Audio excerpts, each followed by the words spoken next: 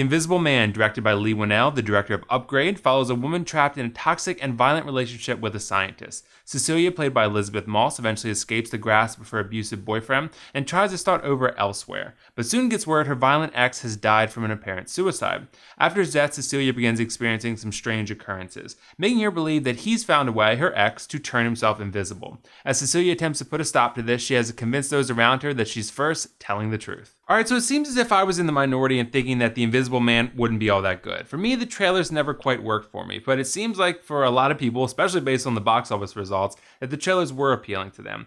To me, this looked like a quarter-one, run-of-the-mill thriller film without much new or exciting to offer. But overall, I'm glad to say that I was wrong about this movie. I really enjoyed watching it. There are a few things that I didn't love about it, but there are a lot of things that I really did love about it. And we're going to start with the positives like we always try to do on this channel. And there really is a lot to like about this movie, but the best part to me is Elizabeth Moss. She's great in this film. She has some scenes where she puts some truly great acting on display. I mean, particularly in how haunted she is by the memories of her ex, Adrian. You can tell that her character has been through a great amount of trauma and that she is petrified of doing basically anything and even stepping outside because she's worried her violent ex will continue making her life a living hell in some way. She feels like a real person to me, a real person that's undergone real trauma, and the movie is way better because of it.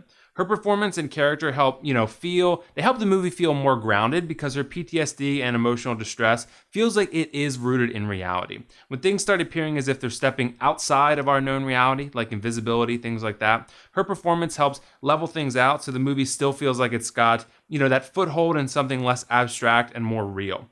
I also feel like Elizabeth Moss very precisely walks the line between being perceivably sane and perceivably insane. So there's a few crucial points where the filmmakers want you, to be unsure as to the accuracy of what you're saying. And since you're experiencing the film from Cecilia's perspective, and she's undergone a significant amount of trauma, they want you to be unsure about whether you can take what you're seeing from her perspective at face value, or whether she's being haunted by her past trauma. We've all likely seen these types of films over the years, but I think that The Invisible Man executes the strategy effectively because it waits to reveal the actual truth until the right moment. There's enough ambiguity to keep you invested because there's plenty of conflict and tension along the way that works parallel to the great character development that's happening that keeps you invested in what's going on.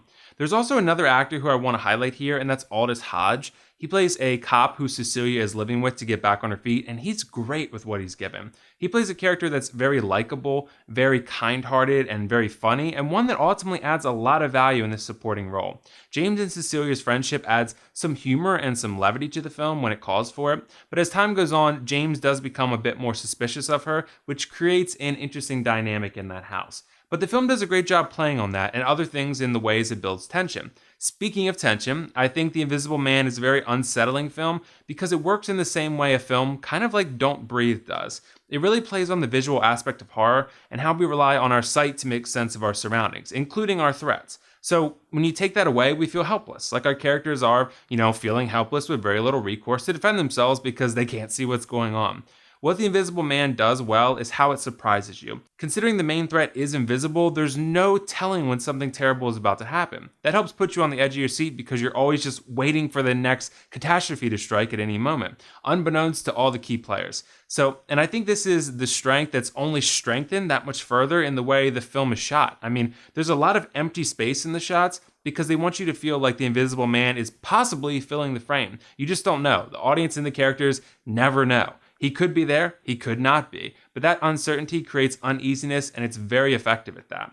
I also liked how the film addresses the effects of PTSD and trauma. This weighs very heavily on Cecilia throughout the film and her character is changed because of it. Her decision making, her emotional stability, all of it. And I think the film also does a great job discussing the complexity of such things because Cecilia is forced to deal with those things. She can't run away from it, she's forced to face it head on and we see what that does to her. This, again, helped the film feel that much more realistic and that much more grounded in the way it needs to. Unfortunately, it doesn't always feel that way. And not being super grounded 24/7 isn't a problem to me, but I think there are problems in how the story can require you to suspend your disbelief beyond what it should. This story essentially takes place in the real world aside from the perception of an invisible person walking around creating problems. The film asks you to accept some things beyond that, though. And after a while, the situations that play out become a bit too unbelievable for their own good. They stretch the bounds of realism a little bit too far. And there's so much I can't say here because if I do go into detail, I'd spoil it for you. But I'll just say that there's some Fast and Furious physics logic going on, and the length some characters go to not believe anything Cecilia says becomes a bit silly and overdone after a while. The film also has a little bit of a technical issue in having some of the characters interact with an invisible character. It doesn't always look super smooth. It looks like the character is kind of, being slung around on a wire at times. There's just some really ridiculous things that the film asks you to accept, and after a while, those things start to push the boundaries a bit too far. But overall, I enjoyed The Invisible Man. I think it's a very good movie with a lot to offer. And as for the pros-cons, for the pros, I thought Elizabeth Moss and Aldous Hodge were outstanding. The film is full of tension. It handles PTSD and trauma very effectively, and it's paced well. As for the cons, I think the suspension of disbelief gets a bit too high at times. Overall, I'm still going to give The Invisible Man an 8.5 out of 10 and recommend you check it out in theaters if you're looking for a good thriller. I think you'll like this one a lot if so. So have you guys seen The Invisible Man yet? What did you think of it? And if not, let me know why not. Also, be sure to be on the lookout for my live streams I'll be posting on YouTube in the near future. I'm playing through The Last of Us again and would love to have you guys stop by and just chat with me. Usually it's just a hangout. I play through The Last of Us. I answer any questions. I talk to you guys and interact. It's a lot of fun, so be on the lookout for that. I'm also actually part of a podcast called Will and Nick Save the World that I'll link in the description for you as well. And I think you guys are really going to like this one. My friend Nick and I, we discuss a lot of important life topics, in a way that should provide you, I'd say, some enjoyable entertainment. So be sure to be checking that one out if you think it might be of interest to you. But either way, this is WillFoxification signing off. I'll see you in the next review.